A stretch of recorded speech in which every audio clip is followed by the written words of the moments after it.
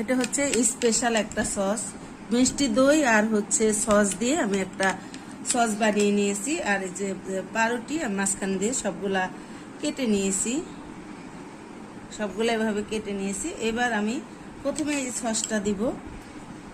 আর এই সসটা কিন্তু অনেক মজা হয়, কারণ দই দেওয়া জিনিস তো খেতে অনেক ভালো লাগবেই, তাই না? দইয়ের জিনিসগুলো আসলে আমাদের অনেক অনেক পছন্দের খাবার। তো এইভাবে দিয়ে দিলাম। এবার এক সাইডে দিলে তো হবে না, দুই সাইডেই দিতে হবে। তো আমি দুই সাইডেই এটা দিয়ে দিব। আর চাইলে আপনারা এখানে চিজ দিতে পারেন, যেহেতু আমি এখন চিজটা ব্যবহার করছি না, আমি নর্মালি যে বার্গারটা সেটাই বানাইতেছি। তো নর্মালটাই আমরা কিভাবে বানাই সেটাই একটু দেখাচ্ছি।